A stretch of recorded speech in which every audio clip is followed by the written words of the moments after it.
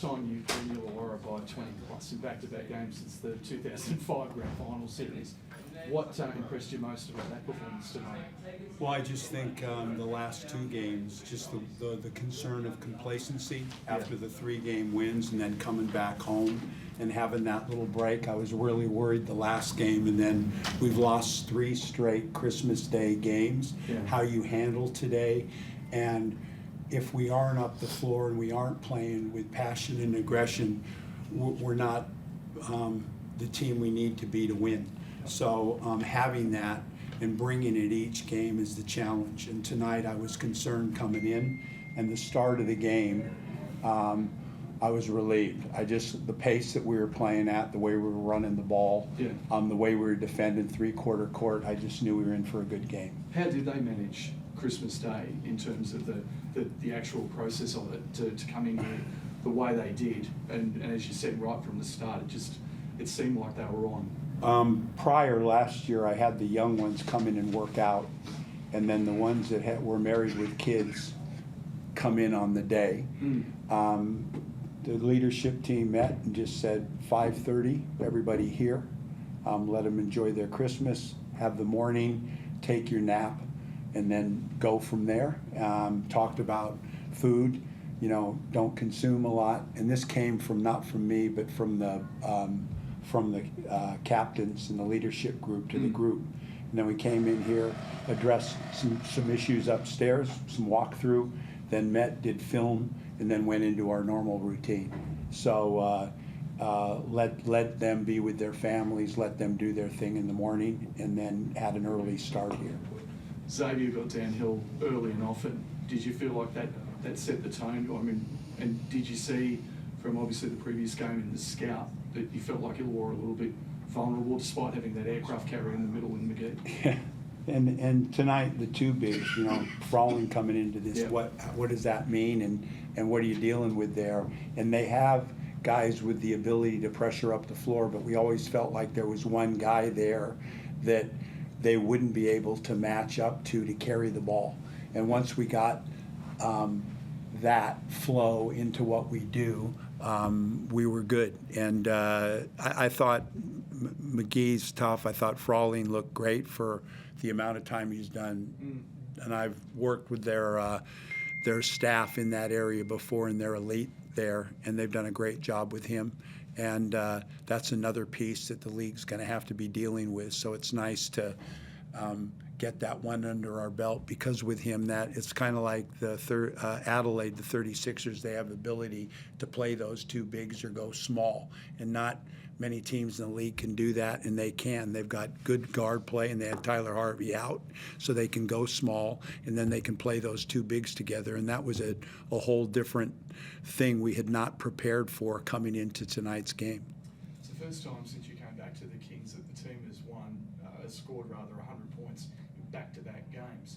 Do you feel like, and you've averaged, I think, over the last 12 games, I think it's 98, 99 points per game.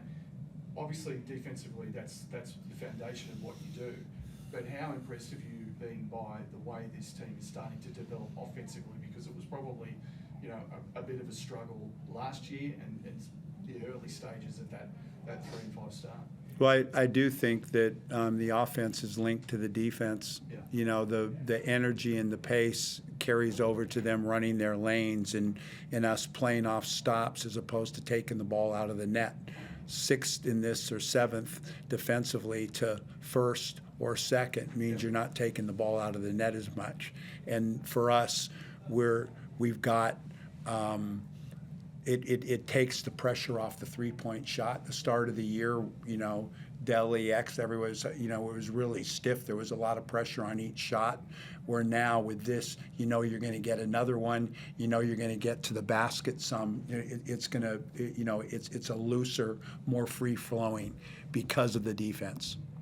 And the ball movement tonight. I mean, 29 assists on 39 made field goals. I mean, that's been a huge highlight of what's been going on lately, hasn't it? Yeah, it is. It is, and you look at the minutes. keep talking about that. Everyone's around that 19, 20-minute mark. We're getting a lot of contribution from a lot of guys. And I didn't, play Brucey and Tyler that much tonight because, watching JG, and we weren't dealing with ball pressure because Xavier could carry it. Yeah. But as I said at the start of the year, I'm enjoying the group. There's a long way to go, and we can get a lot better. And I just look at us over time now, who a build from, it's like a new day last year, and the build to this year, and what it's, you want to be that Perth, that Melbourne, that team that's always in the four. And, we had a good run a while ago, and then there's been a lot of change. And now it's a build, it's a process. Where do you want to get better, and what is going to be the focus for that moving forward? Well, I think we can get better at both ends of the floor, and I really do. I think we can get better defensively. I think we can do things like switching, trapping, pressing. We haven't really added that to it. And then different lineups. I think Bull can play some four. So, there's a lot there. It's like I said, we're just starting the climb. 34-19 for the first quarter. Did you know then and there it was going to be a good Christmas night? I felt really good about how we started the game. As I said, the complacency part, are we going to be able to pick up, and are we going to get that going? And the game started that way and continued right through the first quarter and a half. So I felt good about how the game was being played. 21 minutes for Daly tonight. It feels like since his injury, he's been hovering around that area. Do you feel like that's almost a sweet spot for him, considering what you're getting from some of your other perimeter guys? It can be, but also the prior until tonight, until this week, it was forced upon me. Tonight, I could have kept him out there longer if I needed to. So, we need control. We've got a lead. We're protecting it. It did in the last 3 games on the road. He's got to come out. He's got to come out. Where tonight it was by choice in how we're playing in the flow of the game. But it was nice to know that I could keep him out there longer if required. Have you noticed a different pop that Xavier seems to be playing with over the last 10 to 12 games, and where do you think that's come from? I think he's I keep referring back to the Tasmania game that we lost here.